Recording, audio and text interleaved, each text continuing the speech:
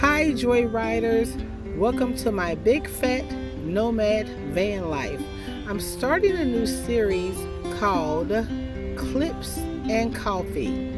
Clips or coffee and clips, as in video clips. I saw this RV van for sale in Parker, Arizona. Parker, Arizona, like Bouse or Bouse, and Quartzsite, Arizona, that Bob Wells of Cheap RV Living made so famous by hosting the RTR Rubber Tramp Rendezvous, which is like an RV van life conference outdoors on BLM land, Bureau of Land Management.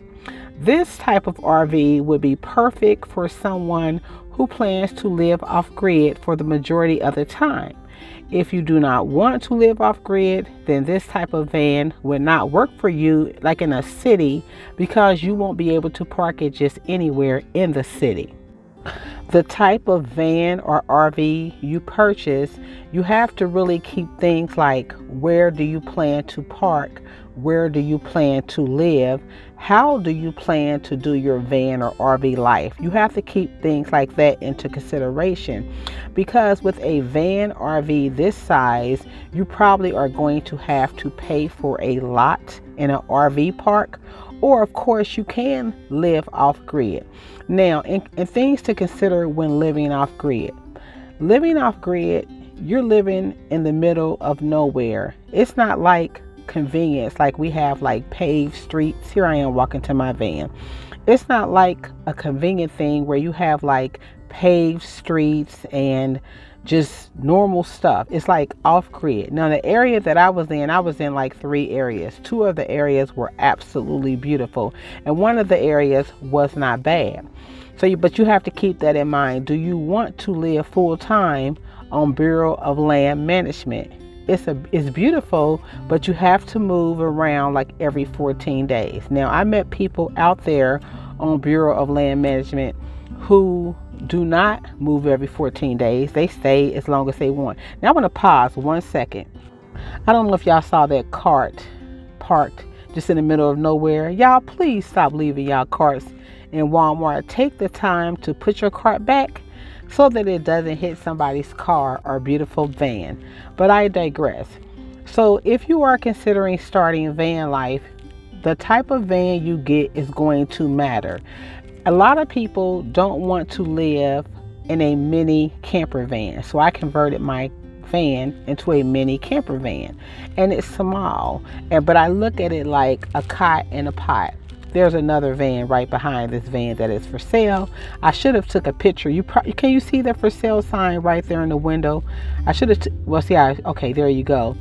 But this van, like here, you have to consider how do you plan to live in this type of van. This type of van, people are going to know that you're living in it if you're like at a Walmart or a casino or just like a Pilot or whatever. So those are the type of things you need to take into consideration when you do, if you're going for comfort. Look at that cart right there, y'all. I swear to God. But those are the things you're going to need to take into consideration. I personally think this is a very nice van. It's not the type of van that I would want if and when I upgrade before going into my small tiny house. I would like a cargo van, which is simply an all white van. This van it looks like an RV van, and it is an RV. And for me, that type of van would not work. Now here I am on BLM land. This area I'm in is called Bouse. I always get it Bouse or Boise, Arizona. It's quite beautiful. But keep in mind that BLM land is not the conveniences that we've become used to.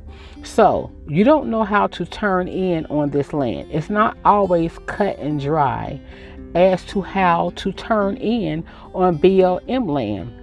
When it gets dark outside, you can get lost very easily if you don't know where you're going. Now, if you're meeting someone, they can send you a pin and pin their location, and you can pin your location so that you know where you're going.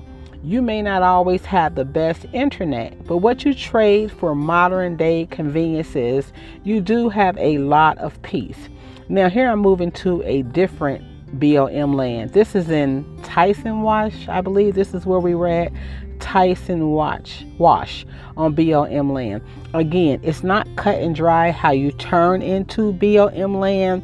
You don't know who your neighbors are. When we were here, some Canadians who were very nice, they came up and they introduced themselves.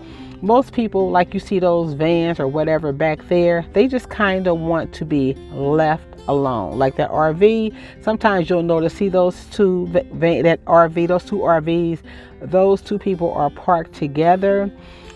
BLM land, the sun sets like, it sets incredible. It's absolutely incredible how the sun sets on BLM land. I'm not even kidding you, because I'm currently in Las Vegas and I can tell you the sun never sets. I don't see sunsets or sunrises because this is a town that never sleeps. But back to the point, you have to consider, like, a minivan is not necessarily ideal on BLM land. However, I did have a friend, a lady camp with us who brought out like a gazebo tent. And so if you're on BLM land, if you have a mini camper van, you are going to want to have a cargo on top of your van, and also something like maybe a tent, a shower tent, something else, just so you can kind of stretch and get out. But those are the things you need to consider. A lot of people who are considering this alternative lifestyle, they automatically think they want the mansion of vans, like an RV van, sort of like what my friend Fia, that boondocking diva, has. But keep in mind, that type of van is not cheap, and also you are going to have to pay to park that vehicle. So is that something you're trying to do, or are you trying to save your money and travel as lightly as possible?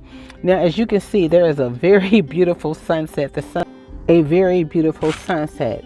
The people that I know that live in larger vans or RV vans, what they call like RV vans or larger vans, they are either part-time, they have a place to live, a permanent residence, or they pay to house their vehicle somewhere. So they are paying, either they live in it part-time, and or they pay to house it. And that's something you're going to need to consider if you decide to go out to BLM land. Also, are you going to be comfortable on BLM land? You're going to get a beautiful sunrise and sunset, but you're not going to get the modern conveniences that you have become used to. Now, if you have a refrigerator and a stove, you might be okay. But if not, you might be okay for just a little bit. So that's just something I want you all to think about. I appreciate you watching the channel. I appreciate your likes and comments. I really enjoy sunsets and sunrises and campfires. I want to encourage you to not allow anyone to steal your joy. If they try to steal your joy, you chase them down and you snatch it back. There are people who won't like you just for no reason. They won't like you because, oh, they saw you on YouTube, or oh, they saw you on BLM land, or you ate peanut butter with nuts in it, or you ate plain peanut butter. There are people who are not going to like you for no reason. Do not let them steal your joy. Always keep your head up, stay positive, and whatever you do, take the joy route.